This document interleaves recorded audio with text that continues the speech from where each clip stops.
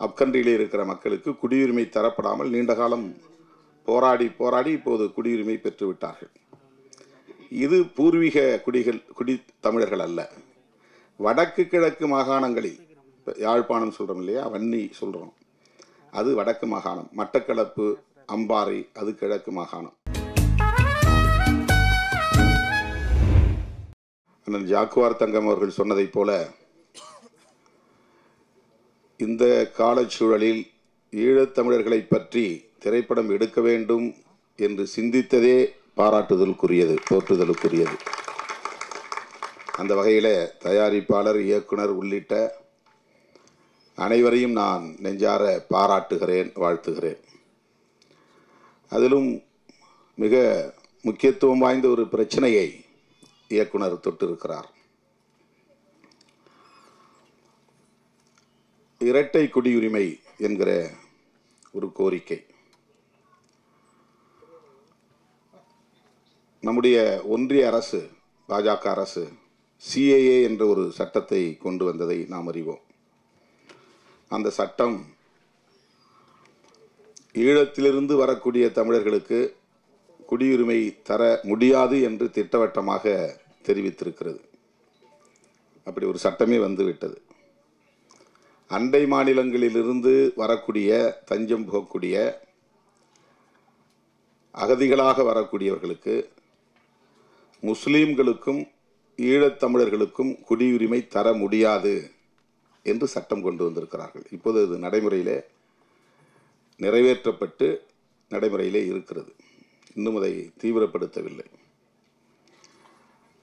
இப்படிப்பட்ட ஒரு சூழலில் இந்த கருப்பொருளை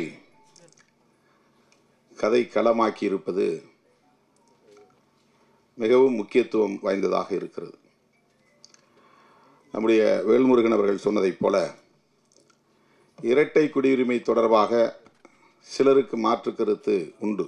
நான் அவரிடத்திலே சொன்னேன் பேசிக் கொண்டிருந்த போது. ஒரு முறை நான் செய்தியாளர்களை சந்தித்த போது 1983 தமிழகத்திற்கு தஞ்சம் அடைந்த தமிழ் சொந்தங்கள் இங்கேயே திருமணம் செய்து, இங்கேயே பிள்ளைகளை பெற்று, அவர்களும் திருமணம் செய்து, அவர்களும் இப்போது பிள்ளை பெறக்கூடிய அளவுக்கு 3 தலைமுறை இங்கே வாழக்கூடிய ஒரு நிலை இருக்கிற சூழலில், இங்கேயே பிறந்து இங்கேயே வாழ்ந்து கொண்டிருக்கிற ஈழத்தமிழ் சொந்தங்களுக்கு இரட்டை குடியுரிமை வழங்க வேண்டும் என்ற ஒரு கருத்தை சொன்னேன். அதை சொல்லிவிட்டு நான் பாண்டிச்சேரிக்கு போகிற போது, பாண்டிச்சேரியிலிருந்து சில தோழர்கள் அங்குள்ள முகாமில் இருந்து வந்து என்னை பார்த்தார்கள். நீங்கள் எப்படி அப்படி சொல்லலாம்? நாங்கள் அந்த கோரிக்கையை வைத்தோமா?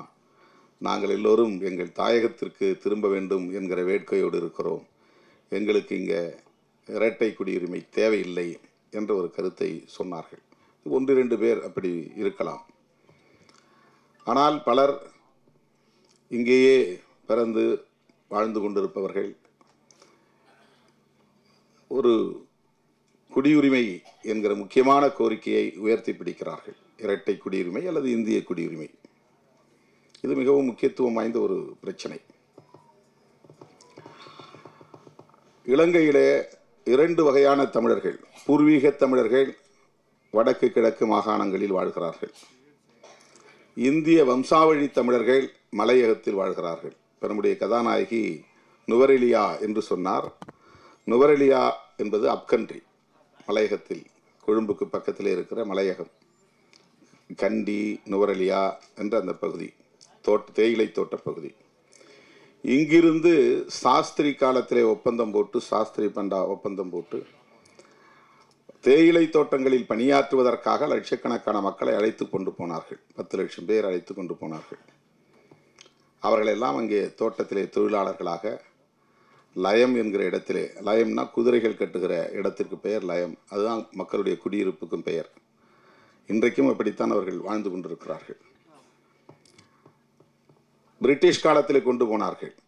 அதுக்கு பிறகு வந்த ஒப்பந்தம் தான் பண்டா சாஸ்திரி ஒப்பந்தம். அந்த ஒப்பந்தத்தின்படி 50% பேரை தமிழ்நாட்டுக்கு அனுப்பிவிட்டார்கள், இந்தியாவுக்கு அனுப்பிவிட்டார்கள்.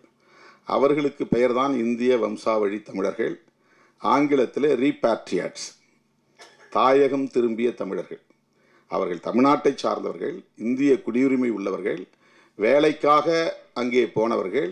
பிறகு அந்த அரசு எங்களுக்கு இவர்களெல்லாம் வேண்டாம், இவர்களுக்கு எங்களால் குடியுரிமை எல்லாம் தர முடியாது என்று ஒரு ஒப்பந்தம் போட்டு திரும்ப 5 லட்சம் பேரை அனுப்பிவிடுகிறார்கள். எஞ்சியவர்களுக்கு அங்கே குடியுரிமை தராமல் நீண்ட காலம் இருந்தது. அப்கண்ட்ரியிலே இருக்கிற மக்களுக்கு குடியுரிமை தரப்படாமல் நீண்ட காலம் போராடி போராடி இப்போது குடியுரிமை பெற்றுவிட்டார்கள். இது பூர்வீக குடி தமிழர்கள் அல்ல. வடக்கு கிழக்கு மாகாணங்களில் யாழ்ப்பாணம் சொல்கிறோம் இல்லையா, வன்னி சொல்கிறோம், அது வடக்கு மாகாணம். மட்டக்களப்பு, அம்பாறை அது கிழக்கு மாகாணம். இது ரெண்டும் சேர்ந்து தான் ஈழம், தாயகம், தமிழ் ஈழம், வடக்கு கிழக்கு மாகாணங்கள். அந்த வடக்கு கிழக்கு மாகாணத்தை சார்ந்த தமிழர்கள் தான் பூர்வீக தமிழர்கள். சிங்களவர்கள் அங்கே குடியேறுவதற்கு முன்பு இலங்கை முழுவதும் சேர்ந்து வாழ்ந்த, பறந்து வாழ்ந்த குடிமக்கள் தமிழர்கள். இதை அல்லாமல் இன்னொரு தமிழர்கள் இருக்கிறாங்க. அவங்க யாருன்னா, கொழும்பிலே வணிகம் செய்து கொண்டு அங்கேயே போய் செட்டில் ஆன தமிழர்கள்.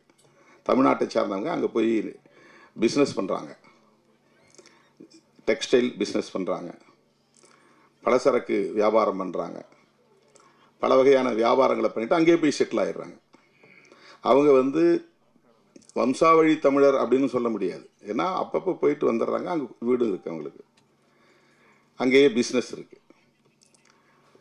யாழ்ப்பாணத்திலும் அந்த வடக்கு மாகாணத்திலும் கிழக்கு மாகாணத்திலும் வாழக்கூடியவர்கள் அந்த மண்ணின் மைந்தர்கள். நம் நாடு பூகம்பத்தால் 2ஆக பிளந்த போது லெமூரியா கண்ணு அழிஞ்சு போச்சுன்னு சொன்னாங்க இல்லையா, அழிஞ்சது போக எஞ்சிய பகுதி தான் தீவாக இருக்குது. அப்போல்லாம் இதெல்லாம் சேர்ந்து ஒரே நிலப்பரப்பாக இருந்தது. ஆஸ்திரேலியாவும் இதில் சேர்ந்த நிலப்பரப்பாக இருந்தது. மூழ்கி போன லெமூரியா கண்டம் ஒரே நிலப்பரப்பாக இருந்தது. அப்படிப்பட்ட காலத்தில் லெமூரியா உள்ளே போயிருச்சு, பகுருளி ஆறு உள்ளே போயிருச்சு, எஞ்சிய பகுதி தீவாக இருக்குது. அந்த தீவு இன்னைக்கு நமக்கு இன்னொரு நாடு, ஆனால் அன்னைக்கு ஒரே நிலப்பரப்பாக இருந்தது. அப்போ நாம் எல்லாம் ஒன்றா சேர்ந்து வாழ்ந்த காலம், நம்முடைய முன்னோர்கள் எல்லாம் ஒரே நிலப்பரப்பாக இருந்தது. இப்போ திடீர்னு இப்போ தமிழ்நாடு 2ஆக பிளந்துருதுன்னு வச்சுங்க, சென்னைக்குள்ளே வெள்ளம் புகுந்துருது, 2ஆக பிளந்துருது. பிளந்த பகுதி ஒரு பகுதி உள்ளே போயிடும், ஒரு பகுதி தீவாக மாறிடும், இன்னொரு பகுதி இந்த இந்தியாவோட இணைஞ்சு நிற்கும், தெற்கான தட்சிண பூமியோட இணைஞ்சு நிற்கும். சென்னை, செங்கல்பட்டு, காஞ்சிபுரம், திருவள்ளூர்லாம் இதோட இணைஞ்சிருக்கும். நடுவில் தண்ணி பூந்து அரபிக்கடலில் போய் கலந்துருதுன்னு வச்சுங்க, தென்பகுதி எல்லாம் கடலூருக்கு அந்த பக்கம் இருக்கிற பகுதியெல்லாம் ஒரு தீவாக மாறிடும். அந்த மாதிரி தான் இலங்கை தீவு, அப்படி உருவானது தான் இலங்கை தீவு.